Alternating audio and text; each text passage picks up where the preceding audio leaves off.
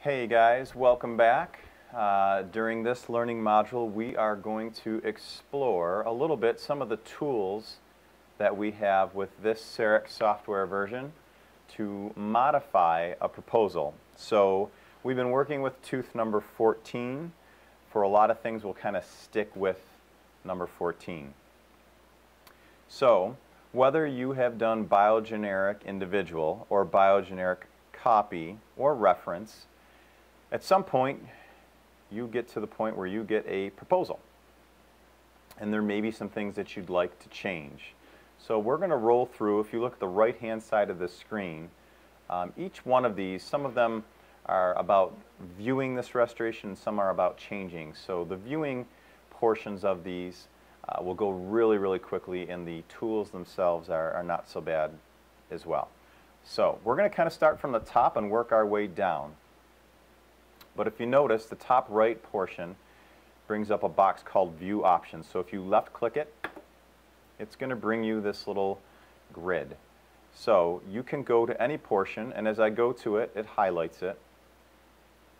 If I go to occlusal, which is where we are now, a whole lot of nothing should happen. Shifts the restoration a little.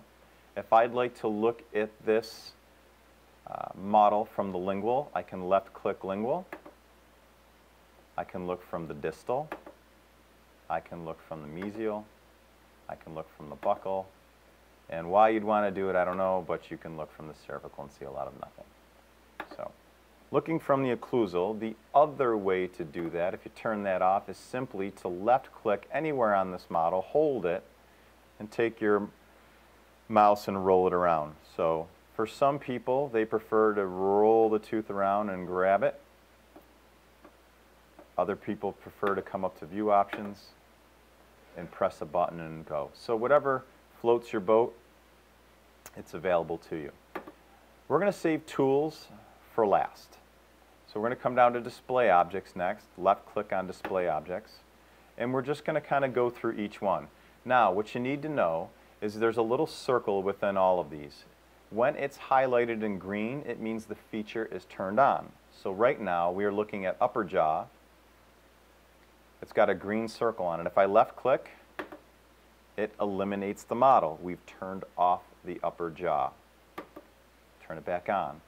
If I want to see the lower jaw, it's off right now, I can turn it on. Now the benefit of turning the lower jaw and the upper jaw on together, if we rotate this model, is it allows us to take a look not only at the patient's occlusion based on what we see virtually, as to where a patient bites, but we can see cusp-fossa relationship really, really easily. And sometimes, especially for a new user, this is really helpful to make sure that if we're building a case in a class 1 bite relationship, that we have indeed done that with cerec. So we can see we've got real nice cusp-fossa relationships from the buccal, and we've got the same thing from the palatal. And if there's anything you don't like, sometimes this is an easy view to look at to make those changes. So I'm going to turn that back off. Minimal thickness, I don't know if you recall or not, but back in the first video when we started talking about different parameters and settings for the computer, one of those parameters was minimal thickness. Now, in that parameter itself, we were able to talk about the minimal thickness radially. So did we prepare a tooth? Is our restoration thick enough buccal, lingually, mesial, distally? And we also were able to do that occlusally. So it's not going to change anything here because we have prepared this tooth properly. But if you turn this on and off, what it will do is it will let you know if you are too thin, if it's turned on, and if you turn it off, it'll of course turn that feature off. Restoration is turned on here. Not sure why, but you can turn the restoration off if you feel like you've missed something. And if you want to trim the model like you would ditch a die, you can turn that feature on.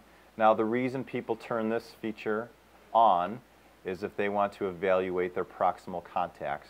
Because as a repeated user, what you will come to find is that each of these colors that represents how hard you're touching either an opposing tooth if it's on the occlusal table or a neighboring tooth if it's on the proximal. It will indicate how close your proposal is to being right. So sometimes people will turn those on and off to make sure that those colors make sense. But once we've looked at all of those, we can turn that off. And let's take a look at analyzing tools. Also some interesting things here. So we can turn the occlusal contacts off. Now, why would you want to do that? Say you know your occlusion is exactly the way you'd like it to be, but you'd like to refine the anatomy. This actually looks pretty darn nice. But if you didn't have the secondary anatomy built in and you would like to build it in, sometimes turning those occlusal contacts makes it easier to see.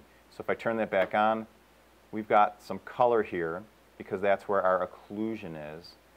That might get a little bit tough to visualize, so you can pop it off real fast, fine-tune your anatomy, and turn it right back on again. You can do the same thing with proximal contacts, turn them on and off. This is helpful. Model contacts, again, for beginning users, if you turn this on, what you are able to do is say, here's the occlusion that's on my restoration. Well, here's the occlusion on the natural dentition, posterior, let's see if we can slide this over, and anterior to where we're working. So, when you are in the learning phases and maybe not quite trusting what cerec gives you and how you've built it, it can show you cusp, cusp, cusp, cusp, ridge, ridge, ridge, ridge. Help you to identify the intensity of the occlusal contacts that you've created. Coloring the restoration, again, it's just a visual, but some people find that when everything's yellow, it just makes more sense to them when they're building a tooth. Model box is on right now, but if you turn that off, that's going to hollow out your restoration. So if I turn this back on for a second, what you'll see is it's solid. If I turn that off again, what you'll see is the interior of your restoration. Now you might wonder why you would ever want to do that. What you'll notice here is it's pretty even, that amberish, taupey, brownish yellow color on the inside. If for some reason you had a restoration that was binding, it was really, really tight, what you might see internal to this, see how this gray is out here? That's where your finish line is, the most exterior portion of it. You may see some bright spots showing through. So if you had a tooth that was binding when you went to seat it and you turned this model box off, you'd be able to see where you're catching high. Again, it all comes back to making a nice prep and nice pictures, but cerec offers us a few opportunities to save ourselves, which is really nice. And last but not least, slice you can turn on and off. And this is more, again, if you are binding in an area or if you are learning and you want to see how intimately the fit is between your restoration and your prep. So right now we have literally cut through this tooth. We can take it all the way down to the margin and we can slowly build it up. So if for some reason you had a big gap here, it probably again would relate to you having a sharp piece of your prep. So cerec, when it was being milled, had to accommodate for it. But it's just an opportunity to evaluate your restoration, and it will literally walk us through from finish line to occlusal table. What's neat to see though is that it really is quite an intimate fit between restoration and tooth structure.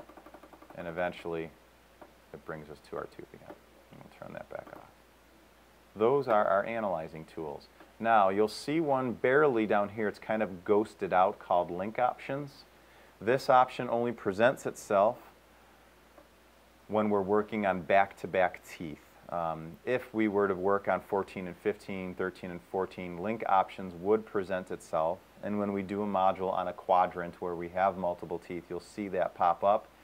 And what link option allows us to do is if we are going to alter, for instance, a proximal contact, we can alter both simultaneously so it splits the difference. Or if you were working on an anterior tooth, say you were working on 8 and 9, and you wanted to move an incisal edge, it would move the incisal edges of both 8 and 9 at the same time. So you create perfect symmetry, which is kind of cool.